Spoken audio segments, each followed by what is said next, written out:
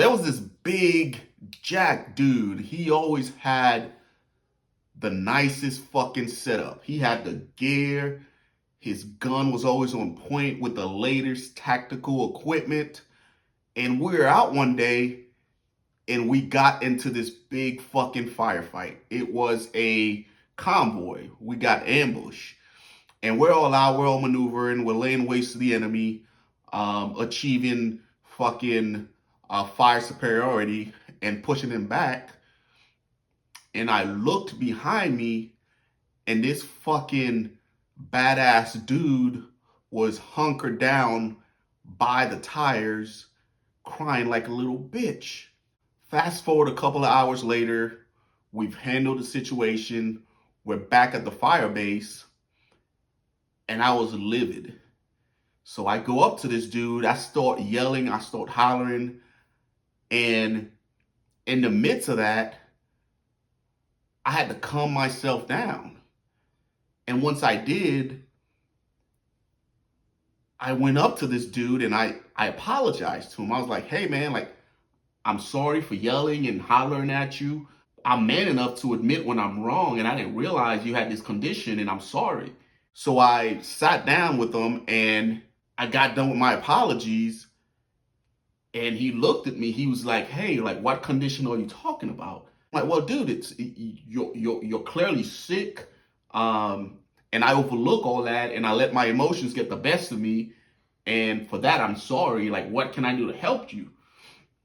And he looked at me with this confused look on his face. He was like, sick, like condition, like, what are you talking about? And I'm like, yeah, dude, you clearly suffer from bitchitis. It's a real condition. And the look on his face was just fucking priceless. A lot of guys suffer from bitchitis and they just don't know that. You know, especially when it comes to firefights and, you know, facing death, you know, face to face. So, he clearly didn't know that. I pointed out to him and he went to work and I never saw him again after that.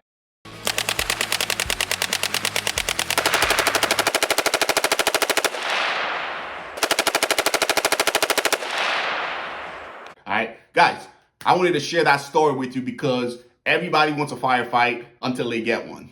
As a individual that's been to war several times, I never wish for it, but if it comes, I fucking handle it. Guys, today we're gonna talk about firefight, what it's actually like. I'm gonna break it down to you to the simplest form as far as the different phases of a firefight, and then I'll let you know my personal experience, how I actually almost lost my fucking life on several different occasions. Before we get into it, guys, this segment is brought to you by the Patreon. If you're serious about going to selection, crushing it, and getting selected, check out the Patreon. There you'll find a variety of different prep courses that'll help you get ready for selection. And you'll get access to the Discord where at any given time we have 50 to 60 dudes on there talking about it, SFAS, sharing their experiences, and helping each other get ready. So if you're serious and you want to attend and crush and get selected, check out the Patreon in the description section below, guys. So as it relates to firefight, guys, I like to break it down into 4 separate phases to help you understand what actually takes place in a firefight. So phase 1 is what I like to call the initiation. Initiation can happen in 2 distinct ways. It can be a surprise, which is what we want, and then it can be forecasted, or you can know that it's coming. I remember my first deployment with Special Forces, it kind of, fucked with me because leading up to that point, all of my ambushes have been surprised. Like, we didn't know they were coming. With SOF, we have access to side A's, we have access to interpreters who can hear what the enemy is planning. So I remember sitting in the back of the Humvee and the interpreter was next to me translating everything that they were gonna do. And I remember distinctly hearing, hey, they say they see us, they're getting ready to shoot the RPGs at us. And I'm like, holy fuck, this is about to happen. Now, that's a situation where we knew it was coming and we got in the right posture to be able to handle that firefight. I also remember being in a Humvee and driving through an ambush and being fucking surprised and butthole puckering up, hoping that we can fucking push through and fucking flank and then take care of the enemy. That's examples of initiation. The initial initiation of a firefight, if you are the one that's initiating it, it's a good fucking feeling, right? If you're in an ambush line or if you have, an ambush set up and the enemy drives through it and you initiate, that is a good fucking feeling. But if you're the one that is being initiated on, guys, there is no fucking worst feeling in the world. That's fucking flat out. Now, a lot of guys will watch the movies and they'll see, muzzle flash, and they'll see, where the enemy's shooting from. And guys, that's Hollywood. All right. Doing the initiation of a firefight, you have no idea where it's coming from. It is mass confusion. It is mass chaos. Everyone is trying to figure out where they're getting shot from, hunkering down until we can identify where the fire is coming from. In a place like Afghanistan, it's impossible to tell because you have high mountains, you have a bunch of fucking trees. Oftentimes, we just fucking suppress a certain area until air gets overhead and we're able to pinpoint where the enemy's coming from, okay? So that's the first phase. That's the initiation of the actual firefight. The second phase is the sustain or suppress phase. So we've identified where the fire is actually coming from, and now we're playing like a tit for tat. We know where the fire's coming from, we're shooting at them. They know where we are, so they're shooting back at us. And for a couple of fucking minutes, for a couple of hours, for a couple of days, for a couple of months, we're just doing this back and forth with each other.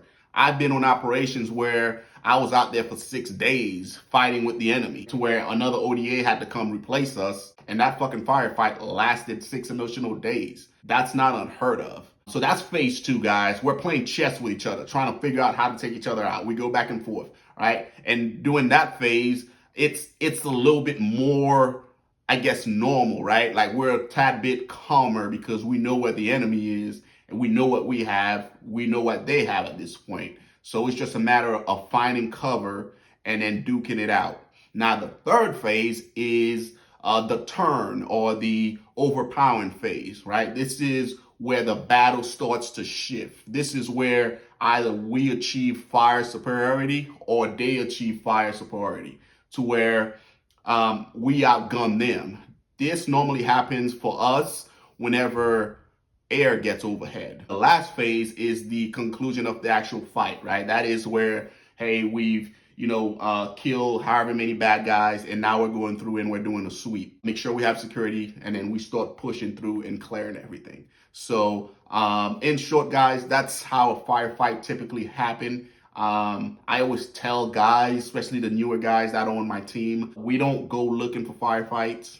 We don't wish it on anybody, but when it does show up, we need to make sure that we're ready. When the war drums start beating, hey, we're out there dancing, right? But what we don't want is to go chasing it, because oftentimes the people that are chasing it are the ones that are not fucking ready for it. That's what I always tell my guys, and I know a lot of guys, a lot of the younger guys, they're fucking chopping up the bits to go to war and sling lead and all that shit. Trust me, from somebody that's been there, that's done it, it is not as sexy as you fucking think, man. Watching your buddy get his fucking head blown off, watching dudes get shot up, like that shit is not fun. Another thing you gotta keep in mind too, like, it's not like the movies, man. Like an actual firefight, it's a two-way range. Like you're not just out there shooting at a target that's standing still, moving left to right, and you can't really hit them. Like, no, those motherfuckers are shooting back. That's the equalizer. That's what made that fucking, stellar dude at the beginning of this video cowered behind the tire, because he thought he was just gonna get out the truck and start shooting, and no one on the other side was gonna shoot back because we're, the Beret ones, right? We're fucking big badass Green Berets, and they, as soon as we step out of the truck and they see our silhouette, they're gonna cower and run away. No, like it's a two-way fight, man. Like you're shooting, they're shooting. Okay, rounds are going by your head and you're hearing that shit. And at any given time, you can get fucking shot and die. That's the reality of it. So I always beat that into my dudes. Hey man, like don't fucking wish for it. Prep accordingly, and if it shows up, we ball out. But if it doesn't, you need to fucking be okay with that. So yeah, guys, I wanted to come on here and share this with you guys. A lot of guys have been asking like, hey, how many firefights you been in, or how is it like in a firefight? I've been in too fucking many, guys, to where now I'm in the States and I wouldn't wish that shit on anybody. I appreciate you guys tuning in. I'll see you guys in the next one.